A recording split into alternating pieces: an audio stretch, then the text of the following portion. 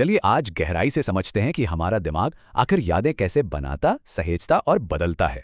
सबसे पहले ये भ्रम दूर कर लें कि हमारी याददाश्त किसी वीडियो रिकॉर्डिंग की तरह काम करती है। असल में ये सब हमारे दिमाग में मौजूद करीब 86 अरब न्यूरॉन्स की आपसी बातचीत का नतीजा है। इनके बीच गैप को सिनैप्स कहते हैं। रूल एकदम सिंपल है, साथ एक्टिव होने वाले न्यूरॉन्स हमेशा जुड़ जाते हैं। जैसे किसी सेब को याद करने का मतलब सिर्फ न्यूरॉन्स के एक खास पैटर्न का दोबारा एक्टिव हो जाना है। अब सवाल है कि ये कनेक्शन मजबूत कैसे होते हैं। ये होता है लॉन्ग टर्म पोटेंशिएशन या एलटीपी के जरिए। एक मजबूत सिग्नल मैग्नीशियम के ब्लॉकेज को हटा देता है।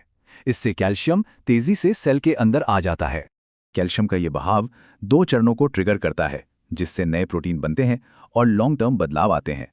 अब इन नई यादों को परमानेंट करना होता है। इस प्रोसेस को सिस्टम कंसोलिडेशन कहा जाता है।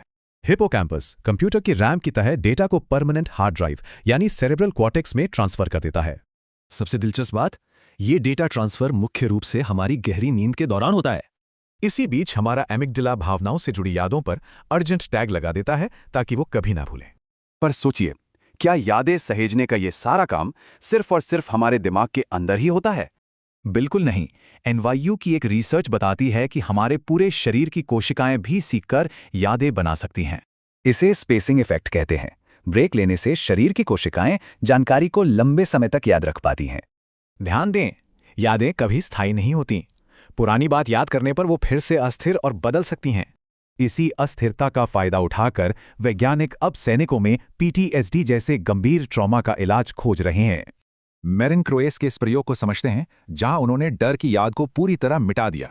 ट्रिगर होने के ठीक 10 मिनट के भीतर दखल देने से ये न्यूरल कनेक्शन ढीले होकर टूट जाते हैं। और नतीजा? तीसरे दिन डर का कोई रिस्पॉन्स नहीं था, यानी डर की वो याद हमेशा के लिए गायब। इतना ही नहीं, वैज्ञानिक अब लेजर तकनीक का इस्तेमाल करके यादों को मैप और इम्प्लांट भी कर रहे हैं। तो सोचिए, अगर हमारी यादें लगातार बदल रही हैं और एडिट हो सकती हैं, तो हमारा अतीत कितना असली है।